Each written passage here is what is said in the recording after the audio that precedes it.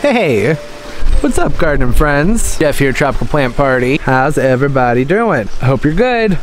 I'm great, because I'm finally planting up one of my orange trees. Now, some time ago, I went ahead and I posted these two pots up on my Instagram, and I said, which one should I use for this plant?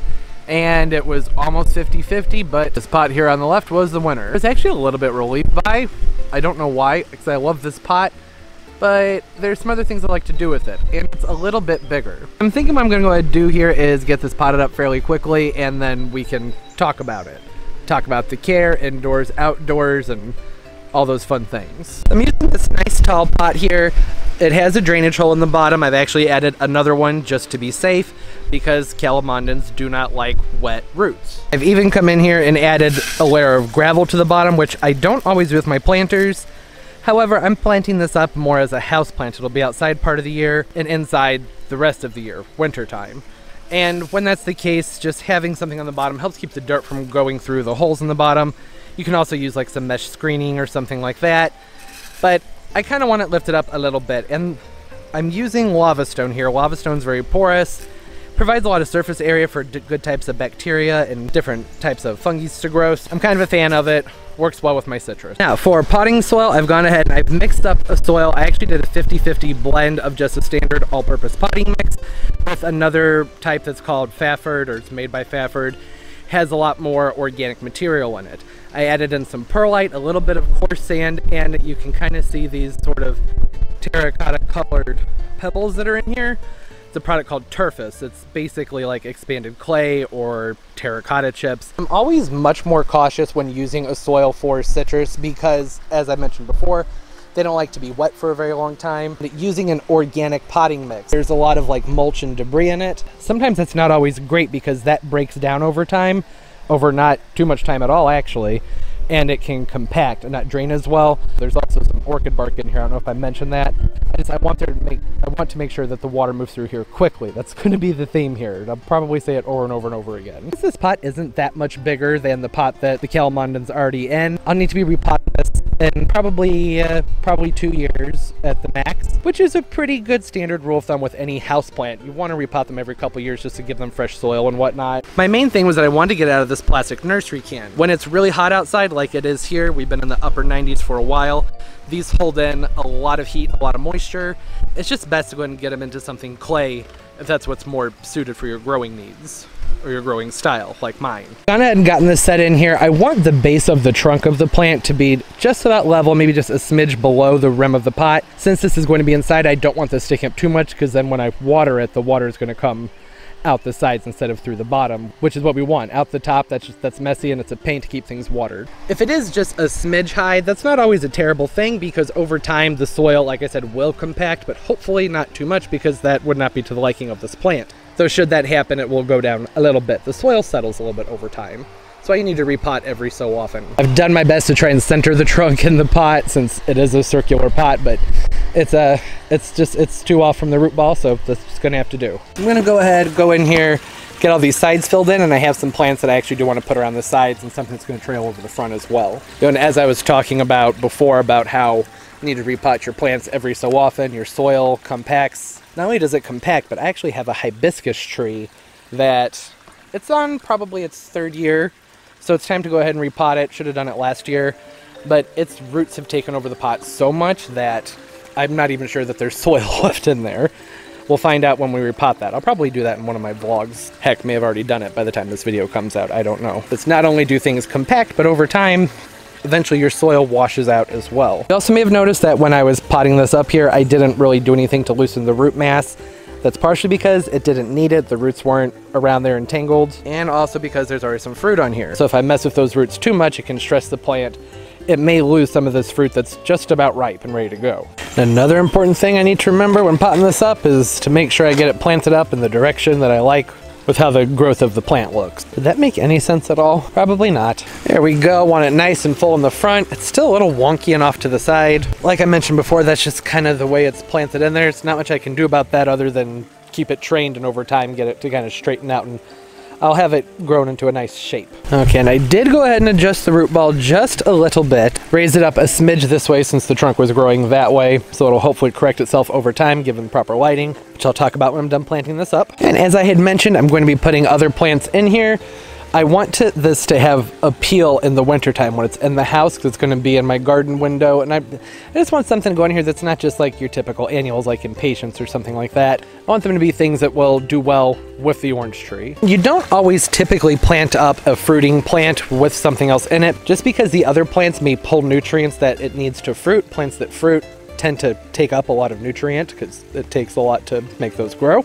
But I'm using plants that don't like a lot of water, they like fast draining soil, they like medium to bright light, and don't require a ton of nutrient in their soil. They'll be okay, hopefully they won't pull too much out, and if they do, they're fertilizers, they'll be getting fertilized regardless. So first off, I have these Rhoeos here. These are Rhoeos spathicea, which has recently been changed to Tradescantha. So ultimately, in the long run, I'll have this trunk trained up a little bit higher. I may even take off these lower limbs now when we're done, and I would like for the surface of the pot to end up being covered with these Rhoeos, kind of growing all over. They have a nice mounding trailing habit. I did a whole video on these guys that probably came out right before this one.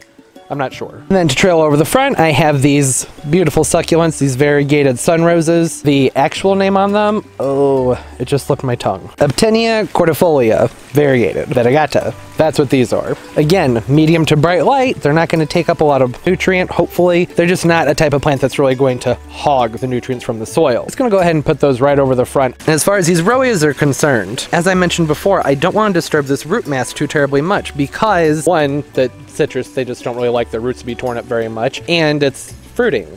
It just finished flowering and it already has some other fruit on it. So what I'm going to do with these guys is divide them up. We just divide up very, very easily if they aren't too terribly root bound, which you can see these are not. They're a little bit going on there, but not too bad. You can usually come in and just kind of pluck them right out. But if they are really root bound, it's always best to take a knife so you have a nice clean cut. I'm not really that concerned about having issues with these as they are though. I've already pulled a couple out from a different plant just as an experiment to see how well rooted they were, and they're pretty good. So with these bigger pieces where I can see they're a little bit more tacked together, I'm not going to cut them up, tear them up as much. Instead, I'm just going to loosen that root mass as much as possible so that it fits really nicely between the edge of the root mass of the Calamondin and the edge of the pot. And then to get these cuttings put in here, I'm just taking this little piece of garden stake and I'm just going in and I'm going to loosen some holes around the root mass, not too terribly deep, just to make sure there's room for those to kind of set off some roots. I'm going to do that all the way around and put the cuttings in there. You can see a piece like this, that's just going to fit right down in there. Nice and snug. So you can kind of see with this piece that I pulled off, there are some teeny tiny little roots on there, and there are these little white bumps that are in there. So they don't really want to focus. Those are the eyes where new roots will grow out. You can kind of see on this division right here, see how it has just a few little roots on it? That's what I want. Because I'm not going to be doing anything with this that kind of holds in moisture to help get these guys propagated, I do want to make sure that they have some roots on them. Just because the Calamondin's not going to want to be wet enough to get a cutting going that doesn't have any roots on it at all. All right, now that I've gotten everything potted in there, I'm just going to go ahead and water this in. And you can see here when I talk about sharp drainage, watch how quickly that water moves through there. Matter of seconds and gone. That's what I want.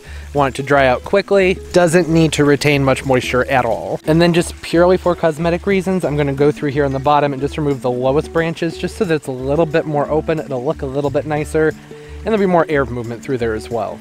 Like I said, that was purely cosmetic. May not look the best right now, but over time when those Rhoeos fill in down here, that's going to look a lot better. Typically, always prefer my citrus have some trunk showing. And then over time, like I said before, these Rhoeos, they'll fill out the top, and then the sunrose will come spilling over the front. It'll look really nice. Now that that's all done, let's talk about the care of the Calamondin. I'm sure I'll end up accidentally repeating myself a little bit, or a lot, but I'm going to try not to. So the Calamondin Orange is generally considered a large shrub or tree, maximum size in the ground, where hardy, which is zones 8A/8B. If you're in 8A or 8B, be prepared to cover these during frost. But if you're growing this in the ground, potentially to 20 feet, though I don't think that that size is very common. In the house or potted culture, probably 6 to 8 feet is going to be a little bit more typical. One of the really great things about the Calamondin is they respond very, very well to pruning, which makes them a really good candidate for bonsai too. I would not consider this a bonsai, but I do intend on keeping it pruned into a specific shape over time. I know what I want it to look like, but it's hard to describe. The pruning is not going to hurt it. In fact, those branches I took off of it are really just going to cause these upper fruits in the plant. You can see the little nubby guys in there. Those are going to ripen more quickly. There's more energy going to them now. They're a little bit more tolerant of variation in lighting than some of your other citrus, so part sun to sun, they'll do well. They can take a little bit more shade than other citruses can. But if it's too much shade, then they may become kind of leggy and have larger leaves. And then as with most plants that like sun, especially fruiting plants, the more sun you give them, then chances are they're going to flower better for you as well. They have average watering needs. I have mentioned that they don't like to be wet. They like quick, sharp draining soil. However, that doesn't mean they want to be waterlogged, and it doesn't mean they want to be left to dry out for a terribly long time too. A lot of how you water these is going to be dependent really on the time of year for you and the climate. Outdoors during the summer, I water mine just about every single day. Whereas in the house, during the winter months, it will not be watered anywhere near as often. I'll talk about the indoor care in a minute here. Slightly acidic soil, that's very important. I forgot to mention that. They're a citrus, they don't want alkaline soil, which is why I chose to use a potting soil that has a little bit more organic material in it, because as that decomposes, it helps keep the acidity up in the soil a little bit. As I had mentioned, remember that the plastic pots, those hold in more moisture and they heat up more in the sun. They don't allow as much air to move through, whereas clay pots will dry out more quickly and the soil will be a little bit more airy. Can't really say which one you should use. That's all really dependent on where you live and how you plan on growing them. If you're a heavy-handed waterer, then you should probably go with clay. If you don't water them that much, maybe stick to the plastic. But if it's really hot, then the plastic's maybe not a great idea. It really just depends. Fertilizing. You want to start fertilizing your Calamondins at the sign of new growth, which is typically going to be late winter, early spring. When you start to see new growth growing, that's when you want to get back onto a more regular fertilizing regime. Throughout the rest of the year, during the active growing season, fertilize it monthly with it. You can use citrus fertilizers, an all-purpose fertilizer, a continuous release that just follow the directions on the package, but I usually recommend using one that's actually made for citrus. Then as you head into the fall, go ahead and reduce the fertilizing. The closer you're getting to a time of year where temperatures are regularly going to be in the 50s or below, cut your fertilizing in half. I'll probably stop fertilizing mine and I would say mid-September, and I'll be bringing it inside probably late October, so about 4 to 6 weeks. And then once I have this in the house in a nice brightly lit area, I'll be fertilizing it with a half to probably third strength fertilizer just about once a month. Pests you may want to be concerned about would be things like spider mites, mealybugs, whitefly, scale. It's a fruiting plant. They tend to attract critters. So go ahead and make sure you wash them off. Spray them down very, very heavily, just like high pressure water. Get the critters off the plants before you bring them in the house. You can use systemic or foliar insecticides. That's all up to you.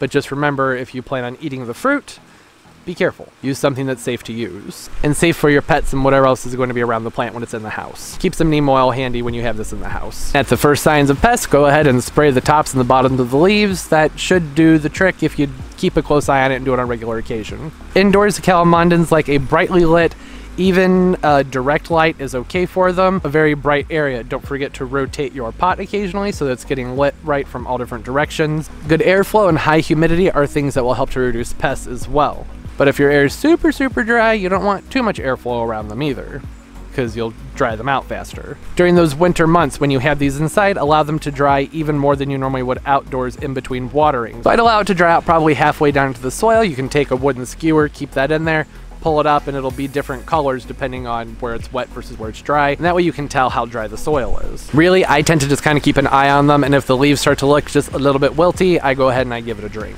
So ideally, you want to water them right before they get to a point of wilt. Oh, and if you were wondering, the fruit of the Calamondin, even though it's considered an orange, it does have more of a lime flavor to it, which is something I actually really like. Not necessarily something I use for drinking, like juicing. They have very small fruit on them, which is one of the things that I think is adorable, because when they're in the house during the winter months, they have these tiny little fruit. They turn nice, bright orange. It's just cute. But the zest in the juice, like I said, does have more of a lime flavor to it, which is nice for drinks or cooking or whatever you want to do with it. I typically just appreciate how it looks. I don't really do anything with the fruit. Not very often. If you're having issues with your Calamondins flowering, they have to flower for them to fruit. Unfortunately, I don't have any flowers on mine to show you guys, because we had some windy weather here, a storm the other day, and it just knocked all the flowers right off. But luckily, that they had been in flower long enough that the little baby fruits right there above my finger, I'll zoom in. There you go. You see it? Yeah, those. those are going to grow into the bigger guys like the ones up there. So if you have a lot of wind, a lot of severe weather, and they've just started opening their flowers, you may want to put it in a protected site where those are not going to get knocked off. And if they're not flowering for you, you want to consider how good is your soil, how often are you fertilizing, and how much sun is the plant getting. So if it is leggy, meaning that there's a lot of space between the leaves on the branches, and the leaves are really large, maybe go ahead and give it more light. Slowly adjust it back into more light. That can help with flowering as well. Really, it's a combination of all different things that help induce the flowering. But one thing that does work really well is to go ahead and let it experience some drought, let it dry out until the leaves are wilty, and then water it very, very heavily and stay back into a consistent watering regime from that point on.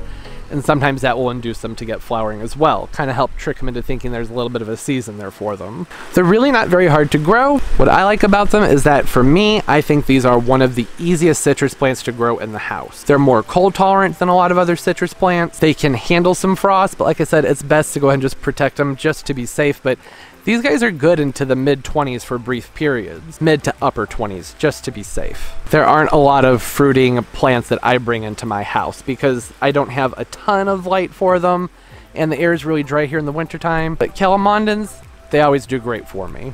If you notice that the tips of the leaves are starting to brown, that means that they're probably not getting enough water, and the antithesis of that is that if you notice the leaves are starting to yellow, then that can be a sign of too much water. However, if your yellowing is at the tips on the new growth, that could be chlorosis, so go ahead and make sure you're giving it a fertilizer that has some of the chelated iron in it. That'll help take care of that. As long as you repot it often enough, nutrient deficiencies shouldn't really be an issue. In the ground, of course, you want to go ahead and make sure that you amend the soil around the plant, the drip line being the area of the outermost parts of the branches and leaves. That's where the water is going to drip down to your root zone. Amend that soil with a nice rich compost that drains well. That'll help keep your dirt nice and rich, keep all the good bacteria and fungi going, help you have a nice, healthy plant. And that's gonna do it. Can't really think of anything else. What are some of your favorite citrus to grow in the house or outside? I think lemons kind of smell the best. Oh, that is one thing. The flowers smell very nice and citrusy, which, I mean, should be obvious, but you don't. It smells nice when it flowers. That was an important thing to mention. Very fragrant flowers, just like on your lemons and oranges and limes. Thank you everyone who is on Instagram for helping me pick out the planter. I do appreciate it, and I have other plans for that other pot that'll be in a video as well. I will keep everybody posted on how well this starts to fill out and look over time. This guy right here in the front, the Aptinia, the sunrose, it was looking rough to begin with. It should do better now that it's in a nice pot with nice fresh soil. But there'll be updates like at the end of the month or the beginning of next month, there'll be that August garden tour. And I post things on Instagram and Twitter as well. I'm trying with Snapchat. It's giving me trouble though. And if you'd like to follow me and you're not, I have all of that social media stuff down there below in the description, down there in the roots of the video. You can follow me and I'll follow you back. It's a lot of fun seeing everybody's pictures, what they're doing in their garden, and just everything. Don't forget to leave the video a thumbs up. It helps a lot. I really appreciate it. It helps the video so much. Thank you. Subscribe as well. It's down there. Uploading multiple videos a week. And don't forget to hit that notification bell, because if you don't, even though you're subscribed, YouTube won't tell you about new videos. Not so much logic there. As always, I hope everybody's doing very well. And most importantly, everybody, keep on growing. Bye-bye.